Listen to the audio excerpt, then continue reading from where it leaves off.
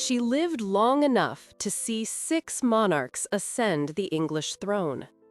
As queen consort, she stood by her husband's side through the First World War and the turbulent years that followed, years marked by the rise of socialism and nationalism. She was a woman of strong will and unshakable duty. With heartbreak, she witnessed the abdication of her eldest son, Edward VIII, who gave up the crown to marry the American Wallis Simpson. Later, as Queen Mother, she offered her strength and guidance to her second son, Albert, who ascended the throne as King George VI during the Second World War. And as a grandmother, she devoted herself to educating, loving, and advising her granddaughter, the future Queen Elizabeth II. She was a passionate collector of jewels, paintings, and fine furniture. In today's video, we'll delve into the fascinating life of Mary of Teck, Queen Consort of the United Kingdom and Empress Consort of India. Princess Victoria Mary Augusta Louise Olga Pauline Claudine Agnes was born at Kensington Palace on May 26, 1867.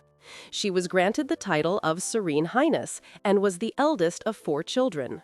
Her father, Prince Francis, Duke of Teck, came from the Kingdom of Württemberg, in what is now Germany.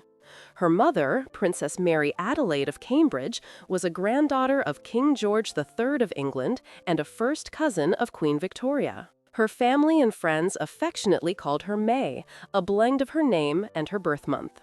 As members of the British royal family, the Tecks were often present at Queen Victoria's court.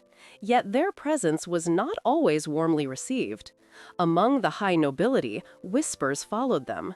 Whispers that they were aristocrats of modest means, a family of lesser rank. The reason lay in her parents' union. Though her mother was a cousin of Queen Victoria, her marriage to the Duke of Teck had cost her part of her royal standing. He belonged to a minor branch of nobility and, to make matters worse, possessed little fortune.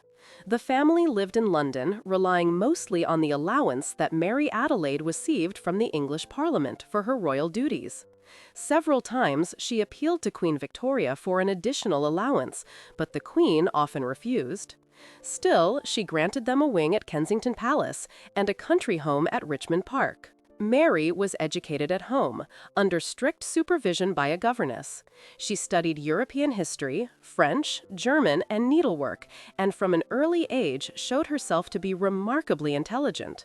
As the eldest child, she helped care for her younger brothers, all boys, prone to endless arguments, and it was often she who restored peace among them.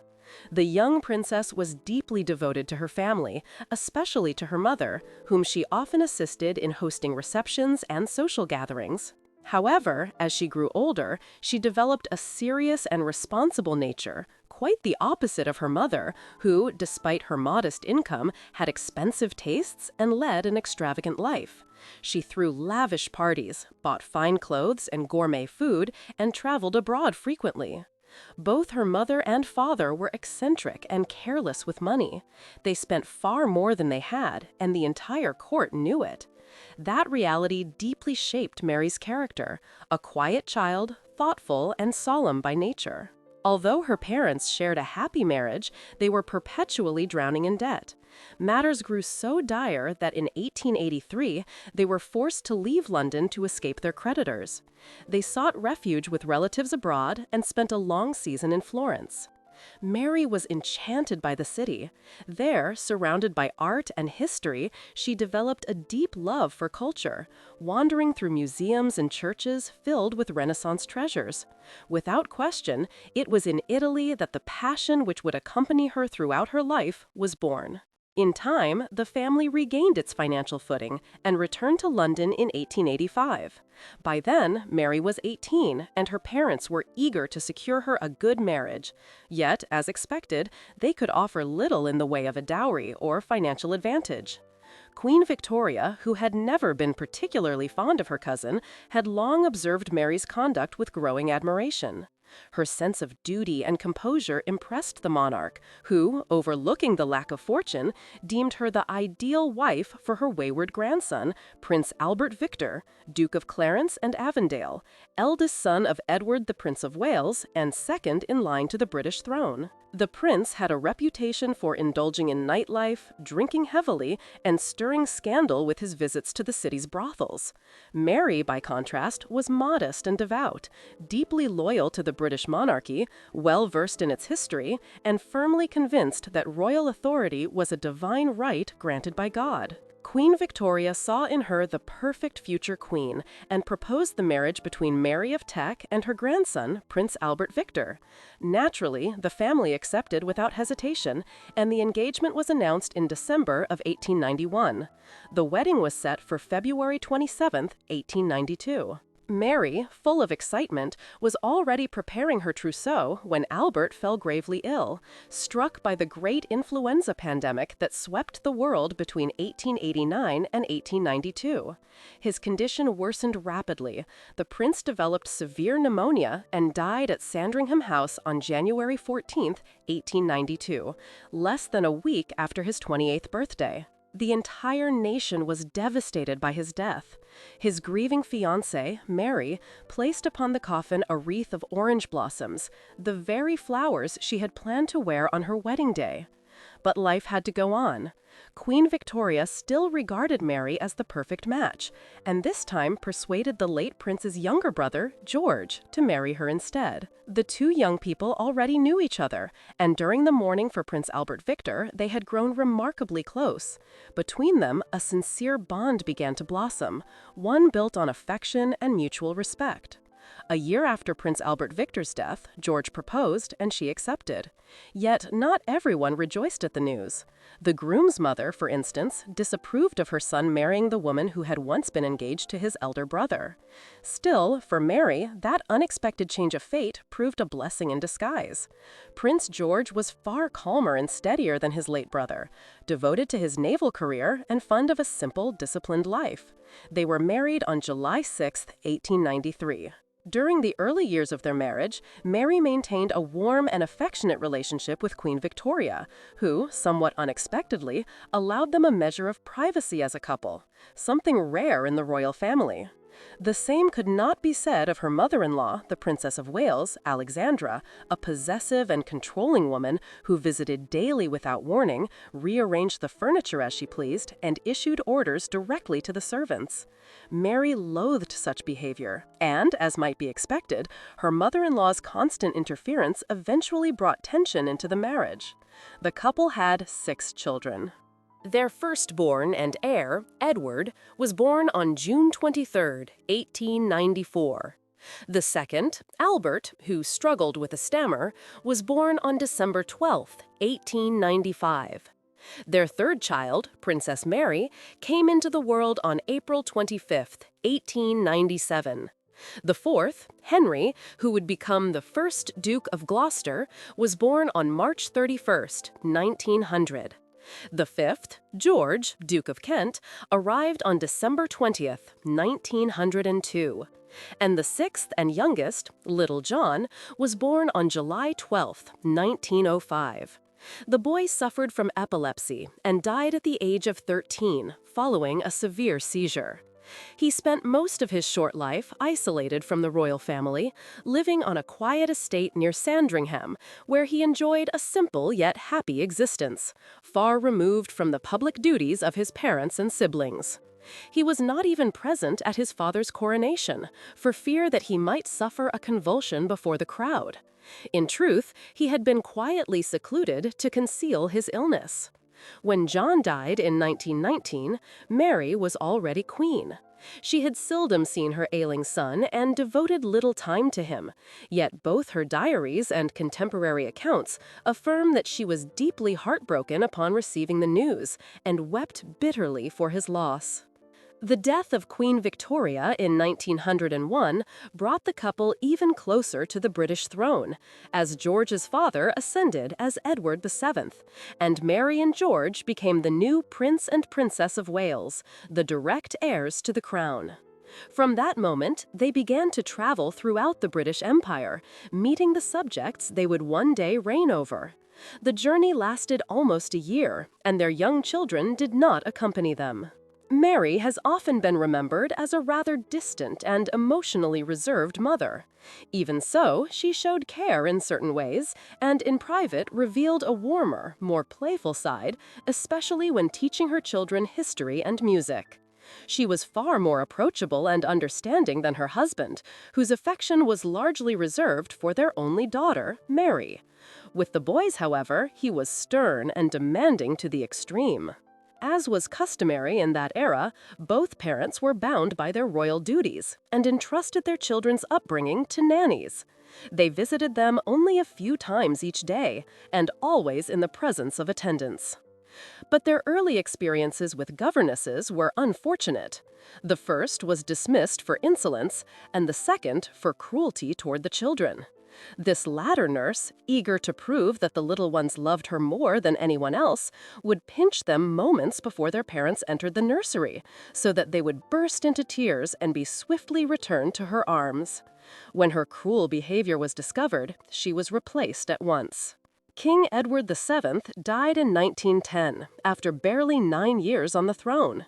George ascended as George V, and Mary became Queen Consort of the United Kingdom and Empress of India. The beginning of their reign was marked by tension with the Queen Mother, Alexandra, who, though cordial with her daughter-in-law, was slow to vacate Buckingham Palace and held on to several royal jewels that rightfully belonged to the new queen. On June 22, 1911, King George V was crowned alongside his wife in a magnificent ceremony at Westminster Abbey. The new queen was a reserved, serious woman, sometimes even austere. Those who disliked her often referred to the royal couple as George and the Dragon. The new monarchs faced a turbulent age, one defined by the rise of labor and Republican movements, and above all, by the outbreak of the First World War, which would prove catastrophic. Throughout the conflict, Queen Mary imposed strict austerity measures within the palace, introducing food rationing and cutting back on the luxuries of court life. She also visited wounded soldiers in the hospitals, an experience that took a heavy emotional toll on her. But the worst was yet to come. After 3 long years of war against Germany, the bloodshed, death, and devastation had ignited a powerful wave of anti-German sentiment across Great Britain. King George V, who at first had offered asylum to his cousin, Tsar Nicholas II, and his family, soon found himself forced to withdraw his offer. The British government ultimately denied refuge to the Russian imperial family, overthrown by the new revolutionary regime, partly because of the German origins of Tsarina Alexandra. Not long after, the Romanovs, captured by the Bolsheviks, were brutally executed. That tragedy struck King George V deeply, for he had been very close to his cousin Nicholas. It was said that he was never the same again. He lived haunted by guilt for having denied them sanctuary, and by the constant fear that he and his own family might one day meet the same fate.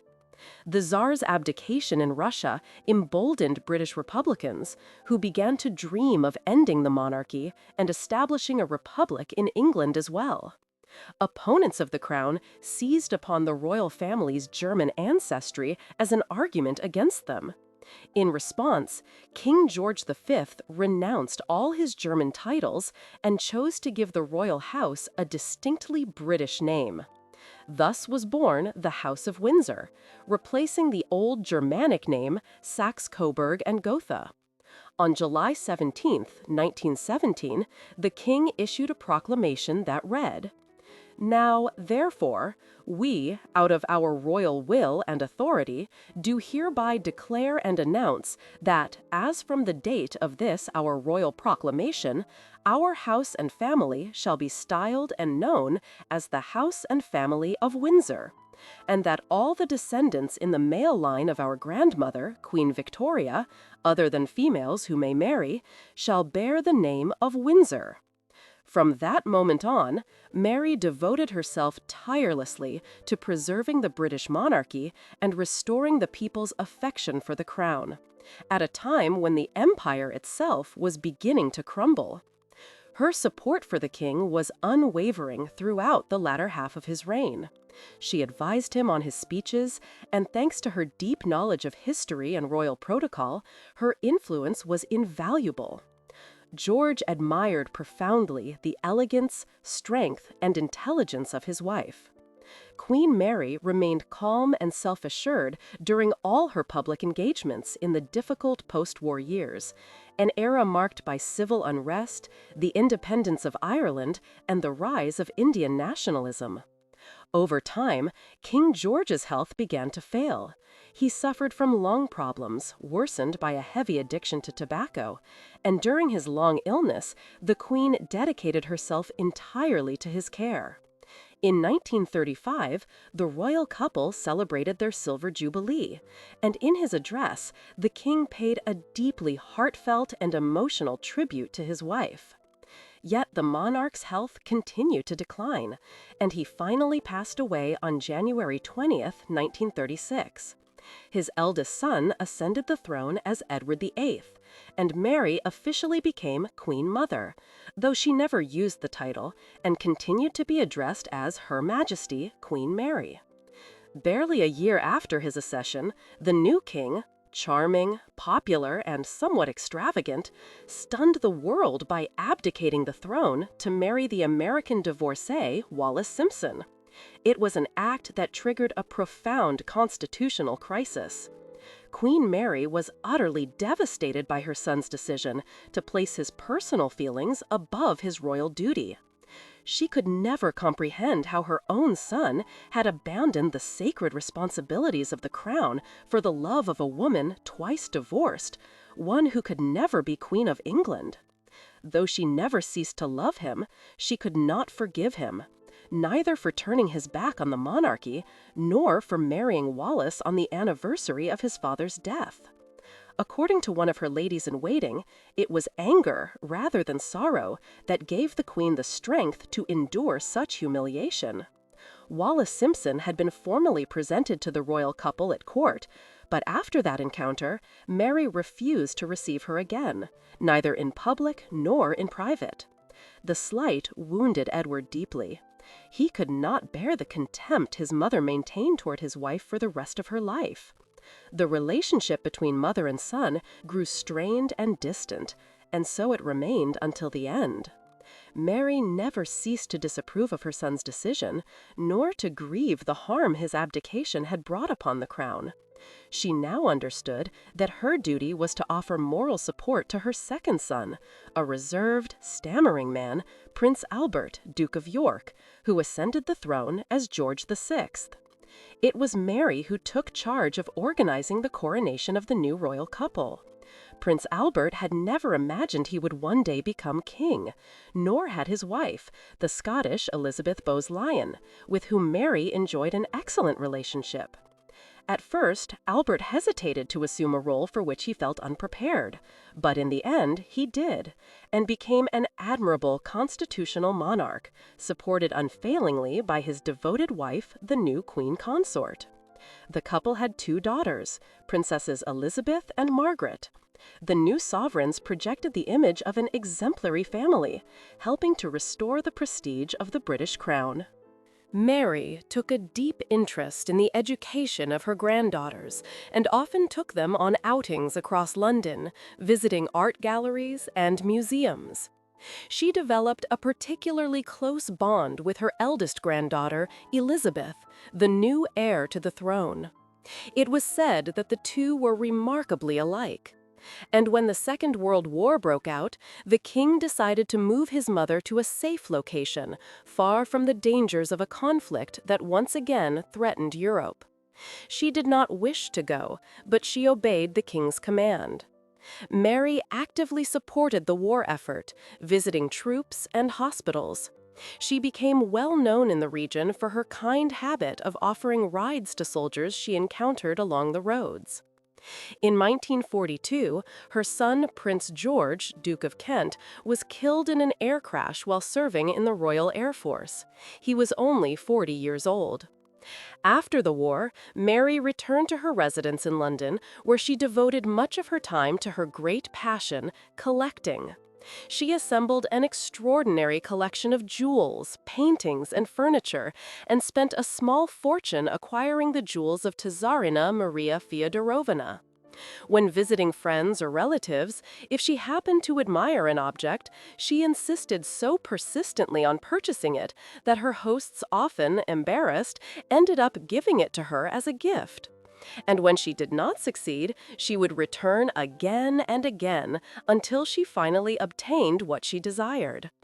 On February 6, 1952, her son, King George VI, passed away, and her granddaughter was proclaimed the new monarch, Queen Elizabeth II of the United Kingdom. By then, Mary was gravely ill. She was suffering from lung cancer. For a brief time, Britain had 3 living queens. Mary dreamed of witnessing her granddaughter's coronation, but her health declined rapidly, and she was soon confined to bed, attended constantly by doctors and nurses.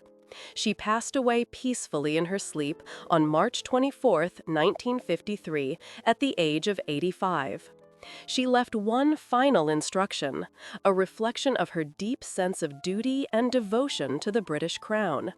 The coronation of Elizabeth II was not to be postponed because of her death. Her wish was honored, and the new queen was crowned on June 2, 1953, barely 10 weeks after her grandmother's passing. Mary of Teck rests beside her husband in St. George's Chapel at Windsor Castle, where her legacy of duty, strength, and dignity remains an enduring part of the soul of the British monarchy.